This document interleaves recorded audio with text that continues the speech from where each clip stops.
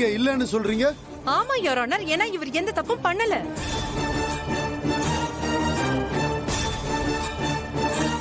அஞ்சு நிமிஷம் your honour, please. வெற்றி, தியாகம் பண்றீங்களா?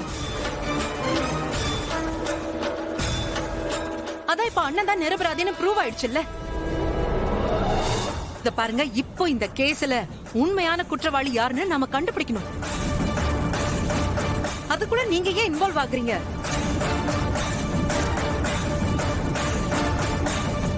வெற்றி, ப்ளீஸ். நான் தான் அந்த குற்றவாளி.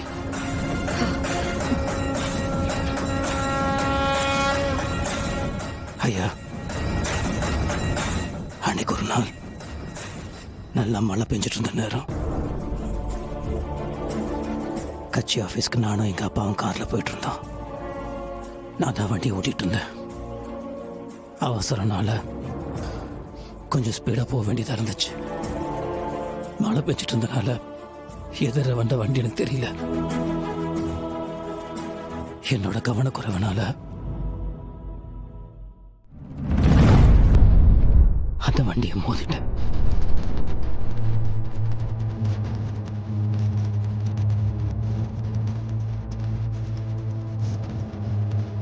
என்ன ஆச்சுன்னு பார்க்கறதுக்கு கீழே இறங்கும் போது இறங்க முடியாத ஒரு சூழ்நிலை. விட்டுட்டு கட்சி ஆஃபீஸ்க்கு போயிட்டேன். என் ஃப்ரெண்ட்ஸ் மூலியமா விசாரிச்சேன். ஹாஸ்பிட்டல் சேர்த்துட்டாங்கன்னு சொன்னாங்க. ஹாஸ்பிட்டலுக்கும் போனேன். டாக்டர் அவங்க ஒன்றும் இல்லை, அவங்க பொழைச்சிட்டாங்க, வீட்டுக்கு போயிட்டாங்கன்னு போய் சொன்னார்.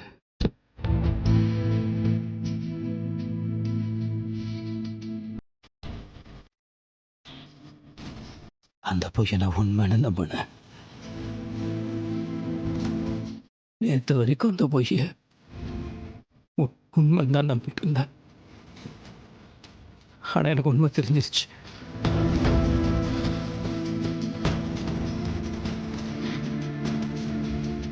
ஸ்ரீகாந்த் சாரும் அவங்க அம்மாவும் ஆக்சிடென்ட்ல இறந்துட்டாங்க.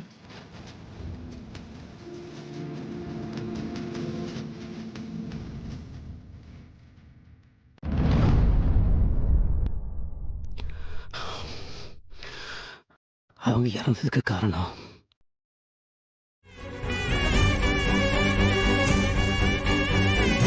இப்ப உண்மைலாம் தெரிஞ்சு மறுபடியும் அதை நான் மறைச்சேன்னா அப்புறம் மூணாவது தப்பு பண்ண மாதிரி ஆயிடும் மேடம். மறுபடியும்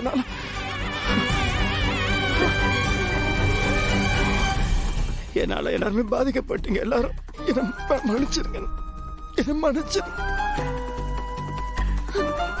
மாமா,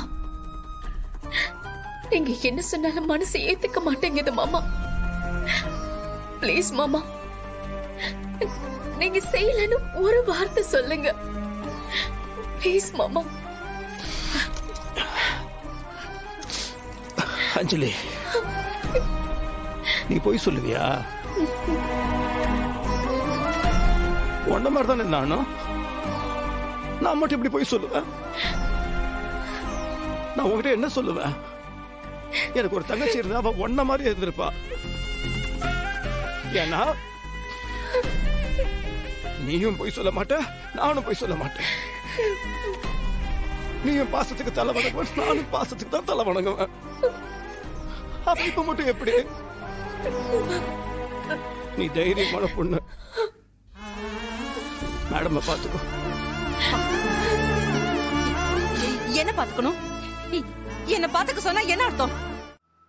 ஈஸ்வரமூர்த்தியின் மகன் வெற்றி ஸ்ரீகாந்த் கொலை வழக்கில் கோர்ட்டில் சரணடைந்தார்.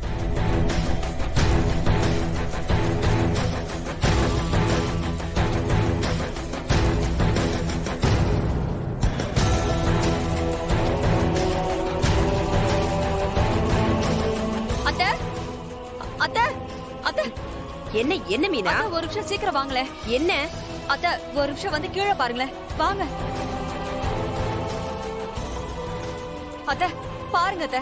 என்ன பாருங்க.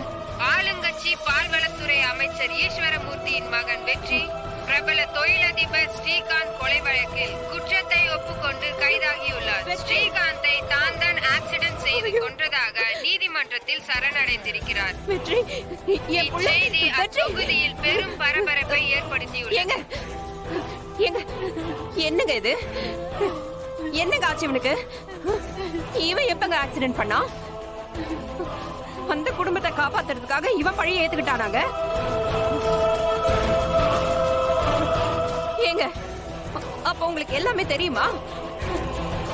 இதத்தான் நீங்களும் கதிரும் கூடி கூடி பேசிக்கிட்டீங்களா? ஏங்க இது என்கிட்ட நீங்க முதல்லயே சொல்லல? ஐயோ, கடவுளே என்ன ஆச்சுங்க இவனுக்கு? ஈஸ்வரமூர்த்தி, என்னடா நடக்குதுங்க? ஐயோ, ஐயோ. ஏன்டா உன் புள்ள இப்படி பண்றான்? இதெல்லாம் உனக்கு முன்னாடியே தெரிஞ்சிருந்தா அவனை காப்பாத்திருக்கலாம்ல.